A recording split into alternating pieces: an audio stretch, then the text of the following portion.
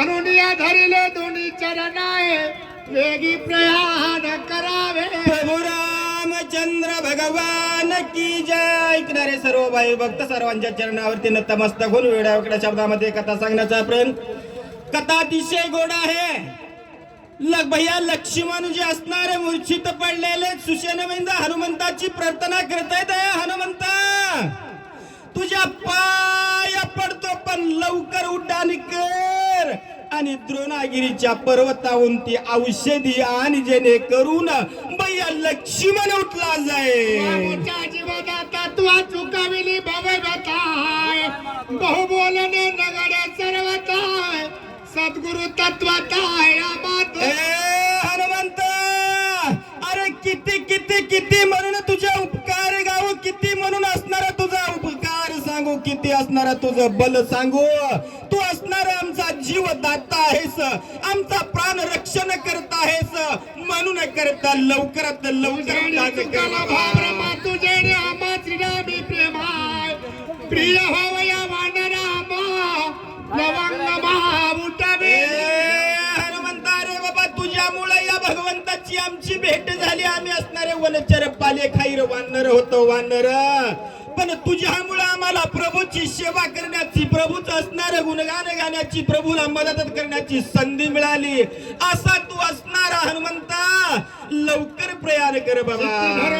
गुणंदन करावे सवेगा प्रयाण तेने सकळार्थ संपादून विजयी होऊन हनुमंता मनामध्ये ध्यानामध्ये चित्तामध्ये त्या प्रभूचं नाम चिंतन सतत तुझे आहे आणि तेच नाम चिंतन मुखामध्ये धरून लवकरात लवकर गमन कर आणि विजयी होऊन परत या। हनुमंता सर्व वानर मंडळी हनुमंताची विनंती करता। माझे स्वामी श्रीरामायाशी माझे भक्ती सुख वानराय ते माझ्या सांगाची स्मरणाची ऐसे मानाची ना माना। हनुमंता तू असं समजू नको की माझ्यामुळे या भगवंताचं असणार एवढं वनाचं कार्य उलाय मी त्याची शुद्धी केली मी सेतू बांधला असं मात्र मनामध्ये न आणता उदार अंतकरणाचं एक भगवंताचं प्रभूचं कार्य करण्याकरता लवकर उड्डाण कर बाबा। जाती ऐशीच आहे बोलता मागे पुढे न पाय ऐशी कोणी एक स्थिती आहे जाणत हो या तू हनुमंता बोलण्याची भाषा कशी असती एखाद्याला सहन मदत जर केली तर 100 वेळेस माणूस बोलून दाखवतो माझ्यामुळे कार्य झालं।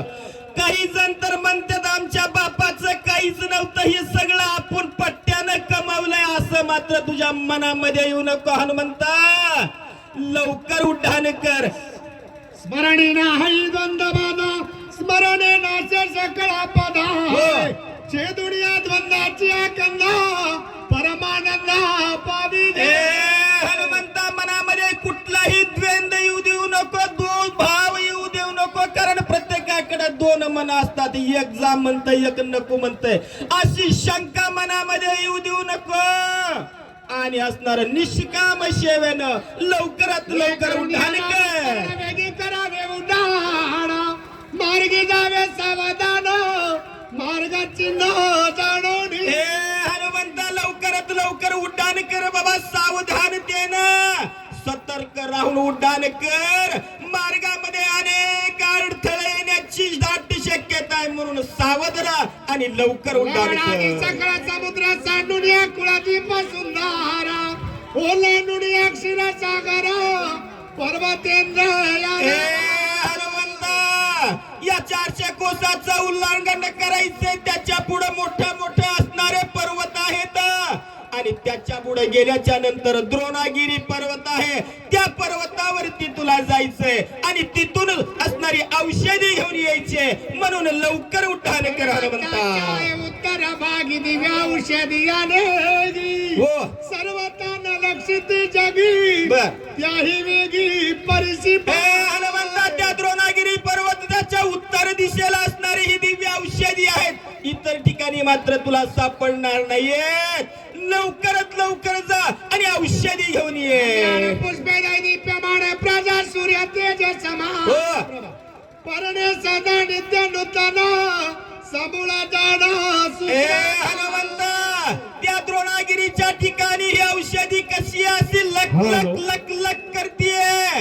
अतिशय चला, सुंदर पुढील प्रकारचे वाचक त्याचं बाळासाहेब तेज आहे. नागरगोजे, आणि अशी ही रामबाई औषधी जिवारी, तुला आणण्यासाठी सुजित जायचंय. म्हणून भीमराव लवकरात वंडे, लवकर ये चिखली. बाबा. मंतरी अमृतणी गता दैत्य बाणाता पर्वती सांडिले त्वरित औषधी तेथ झाली ए हनुमंता, ज्या वेळेस देवानी दानवाचं युद्ध लागलं होतं, अमृत त्या ठिकाणी सांडणारी त्याच्यापासून असणारी औषधी तयारी झालेली आहे. अशी ही दिव्य औषधी, अमृतमय औषधी आणण्यासाठी तुला जायचंय. लवकर उड्डाण कर बाबा.